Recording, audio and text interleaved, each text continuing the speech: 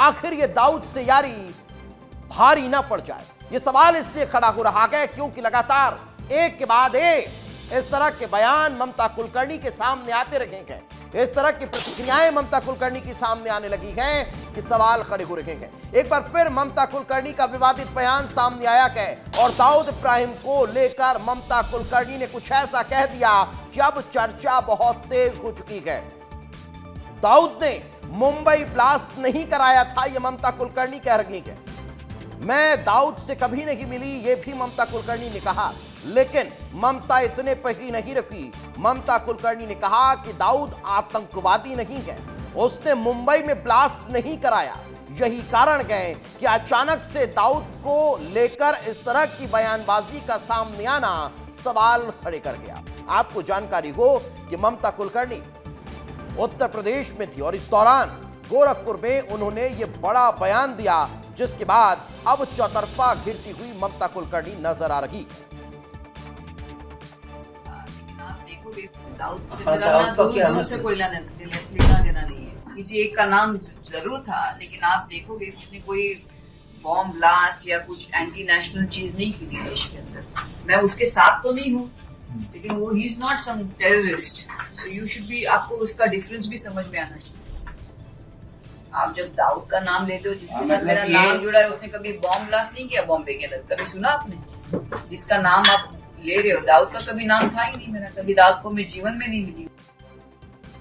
तो दाऊद से ममता की हमदर्दी आखिर क्यों है, इसके पीछे की वजह क्या है, वो जाने उससे पहले ये दो तस्वीर देख लीजिए। ममता कुलकर्णी ने चौंकाने वाला बयान दिया है और जिसे पूरी दुनिया अंडरवर्ल्ड का डॉन मान रही है, जिसको लेकर लगातार पतासाजी की जा रही है, जिसको लेकर कई सर्कुलर जारी हो चुके हैं। ऐसे दाऊद इब्राहिम को लेकर इस तरह की हमदर्दी आखिर सवाल खड़े करती है। आतंकवादी नहीं है दाऊद इब्राहिम, ये कौन कह रहा है? ये कह रही है ममता कुलकर्णी। अब ममता कुलकर्णी कौन है? आपको पता होगा कि हाल ही में महाकुंभ के दौरान उन्होंने संत बनने के बाद कई बार विवादों की चर्चा भी हुई, लेकिन संत बनने के बाद उन्होंने कहा कि उन्होंने बहुत पैसा कमा लिया, ग्लैमर से सब कुछ हासिल कर लिया, लेकिन अब शांति नहीं मिली थी, तो शांति की राह पर ममता कुलकर्णी चल पड़ी है। तो फिर शांति की राह पर चलती हुई ममता कुलकर्णी अगर अशांति फैलाने वाले दाऊद इब्राहिम को लेकर इस तरह का सॉफ्ट कॉर्नर रखती है, तो सवाल खड़े होते हैं कि आखिर इसके पीछे की वजह क्या है? क्या इसके पीछे की वजह डर है या फिर अंडरवर्ल्ड से यारी है? ये इसलिए क्योंकि इसको लेकर सवाल कई बार खड़े हुए हैं। मगर अब जब बात दाऊद इब्राहिम की हो रही है और दाऊद इब्राहिम को लेकर जब मुंबई धमाकों का जिक्र ममता कुलकर्णी कर रही है, तो जरा मैं आपको उस धमाके की जानकारी दे देता हूं, उसको भी आपको समझना होगा। अब जरा देखिए, 1993 को मुंबई में बम धमाके हुए थे। 12 मार्च 1993 को मुंबई में धमाके हुए, एक के बाद एक 13 धमाकों में पूरा मुंबई दहल गया था और इस धमाके में 257 लोग मारे गए थे और हजारों लोग इन धमाकों में घायल हुए थे, जिनके परिवार आज भी परेशान हैं और तड़प रहे हैं। दाऊद इब्राहिम को उस धमाके का मास्टरमाइंड माना गया और सुरक्षा एजेंसियों ने दाऊद को मुख्य आरोपी मानते हुए जांच पड़ताल शुरू की थी और इस पूरे आतंकी हमले को धार्मिक सद्भाव को बिगाड़ने की साजिश के तौर पर देखा गया था। क्योंकि इस तरह के ये धमाके एक के बाद एक 13 जगह पर हुए थे और यही कारण है कि इसको लेकर सवाल खड़े होने लगे थे।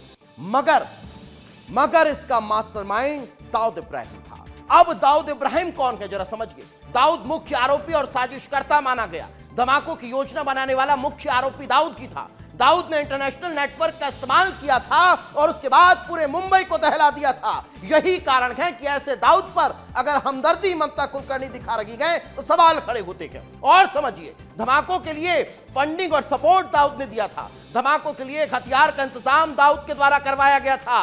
दाऊद ने अपने सहयोगियों को निर्देश और रणनीति सौंप दी थी। यही कारण है कि अगर ऐसा शख्स पाक साफ है तो फिर सवाल खड़े होते हैं कि उसे पाक साफ बताने वाले कौन हैं। दंगों का बदला लेने के लिए यह साजिश रची गई थी। इस मामले में दाऊद भारत से फरार हो गया था। अंतर्राष्ट्रीय पुलिस और इंटरपोल नोटिस जारी किए गए थे, लेकिन इसके बाद भी आज तक दाऊद पकड़ा नहीं गया। अब एक और चीज जान लीजिए, इंटरपोल ने रेड कॉर्नर नोटिस जारी किया था। इन्हीं धमाकों के बाद दाऊद अंतरराष्ट्रीय अपराधी बन गया था। अंतरराष्ट्रीय अपराधी, जो शख्स अंतरराष्ट्रीय अपराधी हो उसे यह कह देना कि कोई वो आतंकी नहीं है, उसने कोई धमाका नहीं किया था, तो फिर सवाल खड़े होते हैं। और वो सवाल आज ममता कुलकर्णी पर खड़े हो रहे हैं। लेकिन अब बात ममता कुलकर्णी की कर लेते हैं। हमने दाऊद की कर ली, अब बात ममता कुलकर्णी की कर लेते हैं। आखिर ममता कुलकर्णी एक बार फिर विवादों से घिर गई हैं। यह पहली बार नहीं है, उनका विवादों से पुराना नाता रहा है। 1993 में फोटोशूट को लेकर विवाद हुआ था। यह फोटोशूट आपको भी पता है कैसा फोटोशूट था। दूसरा, मैगजीन के लिए उन्होंने टॉपलेस फोटोशूट कराया था। यही कारण है कि यह सवालों में घिर गई थी। ममता पर अंडरवर्ल्ड कनेक्शन के आरोप लगे थे। अभी तो हाल ही में यह बयान सामने आया जब वो दाऊद को लेकर यह कहती नजर आई, लेकिन उन पर आरोप पहले भी लग चुके हैं। धमाकों के लिए फंडिंग और सपोर्ट वाला मामला, ये दाऊद वाला हम आपको दिखा रखेंगे। लेकिन उससे पहले हमने आपको यह भी बताया था कि कैसे ममता कुलकर्णी को लेकर ये सवाल खड़े हुए थे कि ममता कुलकर्णी पर कई गंभीर मामले पहले से सामने आ चुके हैं, कई गंभीर आरोप ममता पर पहले भी लगे हैं और विवादों से उनका नाता रहा है।